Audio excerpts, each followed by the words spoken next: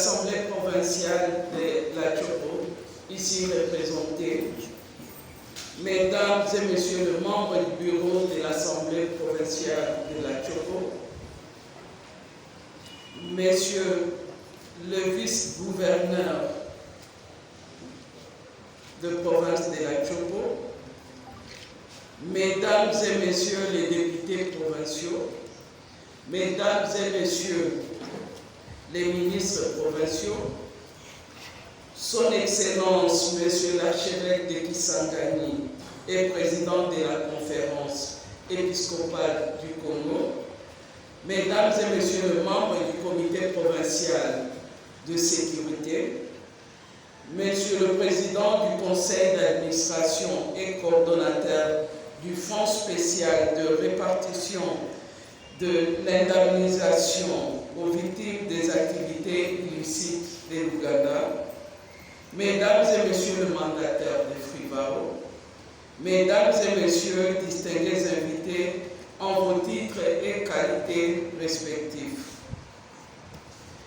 C'est ici le lieu pour moi d'exprimer toute ma gratitude à Son Excellence Félix Antoine Tshisekedi Tshilombo, chef de l'État,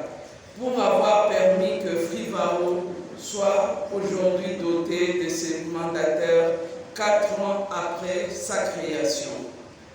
Le même sentiment de reconnaissance à Son Excellence, Monsieur le Premier ministre, chef du gouvernement, pour son attention pour le bon fonctionnement de cet établissement public. La ville de Kisangani, chef-lieu de la province de Tchoko, avec ses habitants, connus plus pour sa richesse culturelle dont la renommée a traversé les frontières et les âges, n'a pas été épargnée par de graves atrocités perpétrées par le passé. Pour la petite histoire, déjà en 1964, la rébellion Mounélé a très sérieusement endeuillé la ville de Kisangani au regard du nombre élevé de morts au point de se voir débaptisée ville martyre. Comme si cela ne suffisait pas, dans un passé plus récent,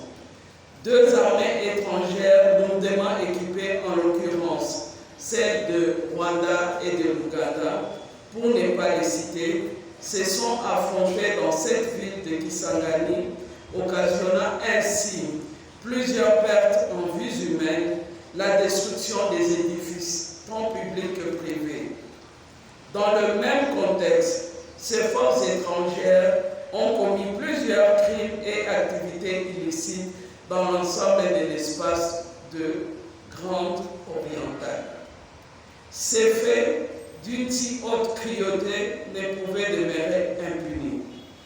C'est ce qui a amené le gouvernement de notre pays à saisir les juridictions internationales afin que les auteurs de ces actes ignobles soient punis et les victimes indemnisées.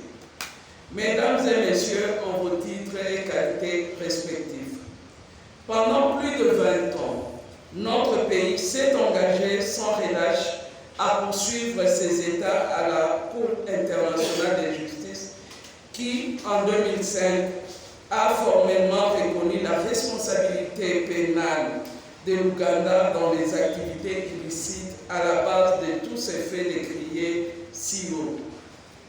Et 15 ans plus tard, plus précisément le 9 février 2022, cette Cour a déterminé le montant de l'indemnisation. À ce stade,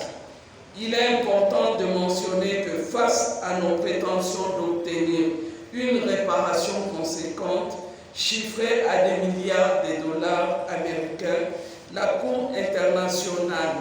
de justice n'a alloué que 325 millions de dollars, estimant que les preuves